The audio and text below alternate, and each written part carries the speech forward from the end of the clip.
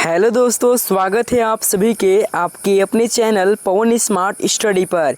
तो आज की इस वीडियो में लेकर आए हैं दोस्तों मंथली टेस्ट क्लास 7 आंसर की। विषय आपका रहने वाला है गणित, जिसका एग्ज़ाम जो है दोस्तों 4 नवंबर को होने वाला है। ठीक है, तो उसके लिए आंसर की को लेकर आ गए हैं, इसलिए वीडियो में शुरू से लेकर अंत तक बनेगा। अगर वीडियो पसंद लगेगी दोस्तों तो वीडियो को लाइक कर चैनल को सब्सक्राइब कर लीजिएगा और बेल आइकन को भी ऑल जरूर कर लीजिएगा। चलिए तो स्टार्ट करते हैं आज की इस वीडियो को। तो देख लीजिए दोस्तों, ये जो आपका रहने वाला है जनरल स्कूल के लिए रहने वाला है, जिसमें हम लोग विषय गणित, समय 1 घंटा रहता है, 20 पूर्णांक का क्वेश्चन रहता है। ठीक है, चलिए हम लोग सीधे क्वेश्चन आंसर को करते हैं, है ना। देख लीजिए दोस्तों, आपका क्वेश्चन क्या है सेक्शन ए में देख लीजिए, जिसमें आपका 5 ऑब्जेक्टिव क्वेश्चन रहते हैं। देख लीजिए पहला क्वेश्चन क्या है दोस्तों, ध्यान से देखेंगे पहला क्वेश्चन को। समीकरण 7x + 3 = 3x + 21 में x का मान होगा। मतलब सबसे पहले आपको समीकरण इसमें निकालना होगा दोस्तों। तो क्या क्या है दोस्तों, 7x + 3 = 3x + 21 है। ठीक है ना। तो देखिए x वाला को एक तरफ कीजिए और जो आपका अचर है उसको एक तरफ कीजिए, यानी संख्या जो इसकी एक तरफ कीजिए। तो 7x भी बराबर किधर आएगा 3x, तो -3x हो जाएगा, और ये +3 बराबर किधर जाएगा तो -3 हो जाएगा। यानी कि दोस्तों क्या हो जाएगा 21 - 3 हो जाएगा। ठीक है दोस्तों, अब 7x में से 3x घटेगा तो 4x बचेगा दोस्तों। ठीक है, और 21 में से 3 घटेगा तो कितना बचेगा, 21 में से 3 घटेगा दोस्तों तो आपका हो जाएगा 18। ठीक है दोस्तों, फिर क्या हो जाएगा x बराबर जो है 4 आपका गुना में है तो बराबर को उधर जाएगा तो भागा में हो जाएगा, यानी 18/4 हो जाएगा दोस्तों। ठीक है, इसको काट दीजिए। तो 4 से अगर 18 में भाग देते हैं तो क्या आएगा दोस्तों, 4 × 16 होगा और फिर पॉइंट होगा 4 × 5 = 20, यानी 4.5 जाएगा। 4.5 देख लीजिए कौन सा ऑप्शन में है, ऑप्शन नंबर डी में है, तो डी इसका करेक्ट आंसर हो जाएगा। ठीक है दोस्तों, सेकंड क्वेश्चन को देख लीजिए क्या है। ऐसा कौन बताएं जो अपने पूरक के समान है। ऐसा कौन बताएं जो अपने पूरक के समान है। तो 45 डिग्री हो जाएगा दोस्तों, 45 45 90 डिग्री हो जाएगा ना। तो ये दोस्तों आपका पूरक के समान है, 45 डिग्री हो जाएगा। ठीक है, ऑप्शन नंबर दूसरा का सी करेक्ट आंसर हो जाएगा। आगे देखते हैं क्वेश्चन नंबर 3 को, और 3 में देख लीजिए क्या है। 105 डिग्री का संपूरक है ना, संपूरक होगा दोस्तों, तो 105 डिग्री का बोला है। ठीक है, तो क्या करेंगे 180 में से 105 को माइनस कर देंगे दोस्तों।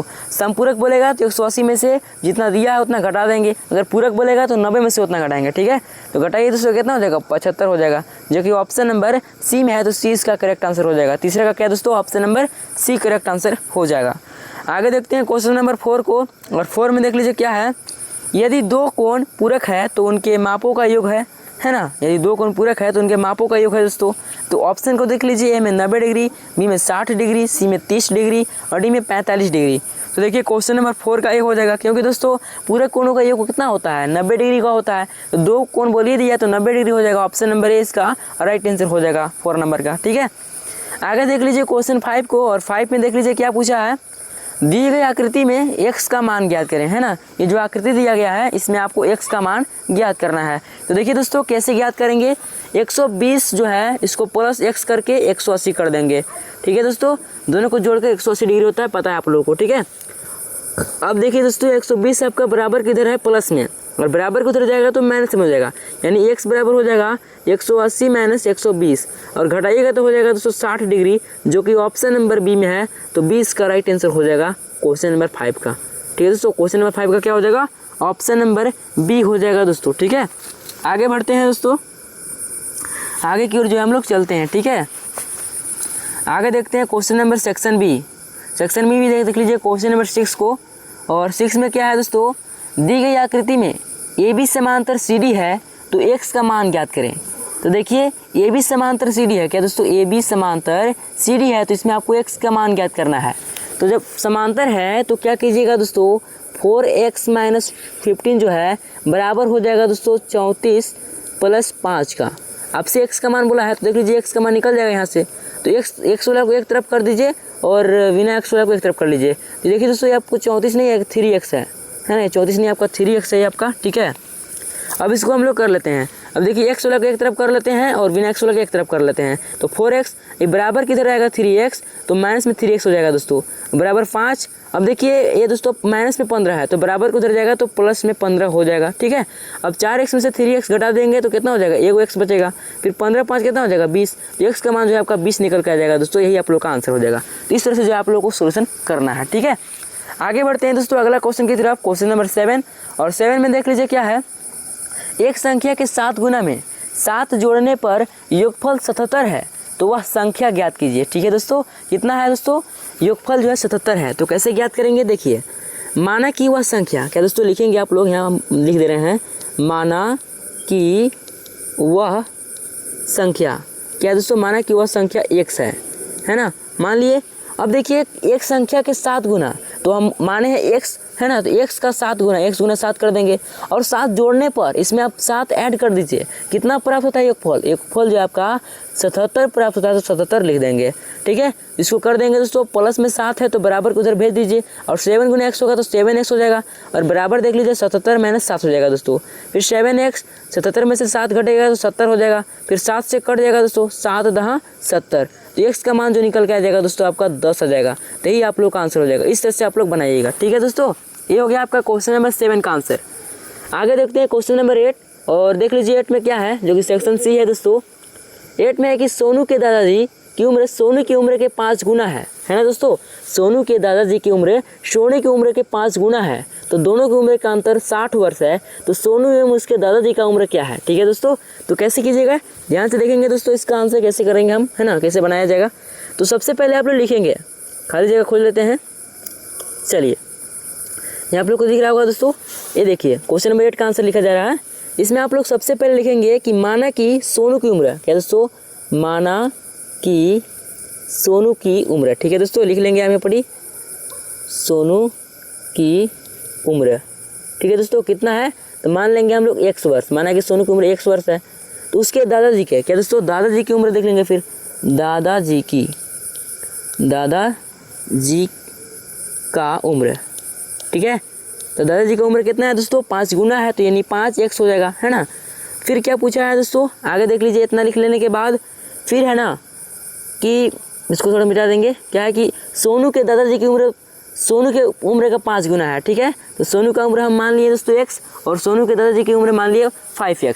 जैसे कि 5 गुना है तो 5x हो जाएगा, तो दोनों की उम्र का अंतर 60 वर्ष है, दोनों के उम्र का अंतर जो है 60 वर्ष है ना, दोनों के अंतर है, यानी कि 5x हो गया दादाजी का, और सोनू का हो गया दोस्तों x। ठीक है, दोनों का अंतर कितना है दोस्तों, 60 वर्ष है, तो इसको कर देंगे। ठीक है, 5x में से x घटेगा तो 4x बचेगा, और बराबर 60, फिर 4 से काट दीजिए, 15 चौका 60 हो जाएगा, x का मान जो आपका आ जाएगा 15 आ जाएगा दोस्तों। ठीक है, तो यही आपका आंसर हो जाएगा, है ना। शुरू जो लिखे थे आपका कि माना कि सोनू का उम्र 100 वर्ष है, तो उसको भी आप लोग लिख लेंगे दोस्तों। ठीक है, आगे देखते हैं क्वेश्चन नंबर 9 को, जो कि आपका सेक्शन डी के अंतर्गत आता है। समीकरण को हल करना है, क्या दोस्तों, समीकरण को हल करें। ठीक है, चलिए एक एक करके दोनों समीकरण को हल करते हैं। जैसे ए में आपका है दोस्तों 12x, क्या है दोस्तों, 12x minus 3 into x plus 1 बराबर 6। तो देखिए दोस्तों 12x को 12x लिख देंगे। ठीक है, फिर माइनस 3 गुने x करेंगे तो 3x हो जाएगा, फिर माइनस प्लस माइनस हो जाएगा, फिर 3 गुना करेंगे तो 3 हो जाएगा, बराबर के 6 हो जाएगा। ठीक है दोस्तों, अब x सोलह के एक तरफ रखिए और बिना x सोलह के एक तरफ भेजिए। ठीक है, तो 12x माइनस 3x, तो 12x माइनस 3x कर लेंगे। ठीक है, ये माइनस 3 आपका बराबर किधर है, तो बराबर उधर भेज दीजिए, यानी कि 6 प्लस 3 हो जाएगा दोस्तों। ठीक है, फिर 12 में से 3 को घटा दीजिए, कितना हो जाएगा दोस्तों, 9x हो जाएगा, फिर 6 3 9 हो जाएगा, तो 9 से 9 कट जाएगा, तो x का मान जो है आपका निकल के आ जाएगा 1 दोस्तों। तो इस तरह से आप लोग हल कर लीजिएगा समीकरण को। ठीक है, इसका मान कितना आएगा दोस्तों, x का मान 1 आ जाएगा। ठीक है, अगला क्वेश्चन की तरफ चलते हैं, इसको मिटाना होगा। चलिए बी देखते हैं। बी में आपका क्या क्वेश्चन दिया है, 2x minus 8 plus x plus 2x minus 8 plus x बराबर 6x प्लस 16 माइनस x। इसको कैसे सोल्यूशन कीजिएगा, देख लीजिए दोस्तों।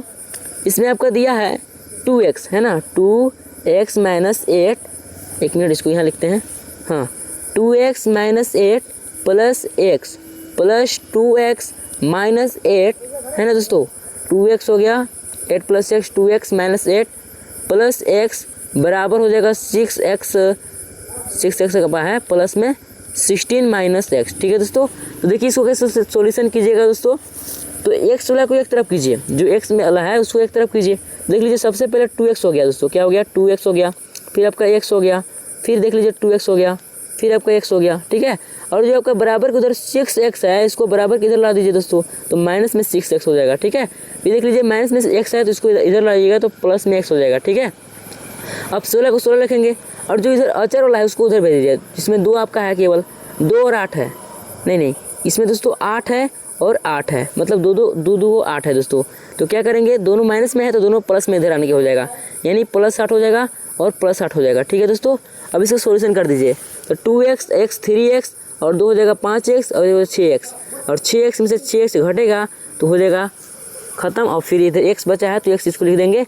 और 16 8 कितना हो जाएगा दोस्तों, 16 8 हो जाएगा आपका 24 और 24 8 हो जाएगा आपका दोस्तों 32, यानी x का मान जो आपका 32 आ जाएगा।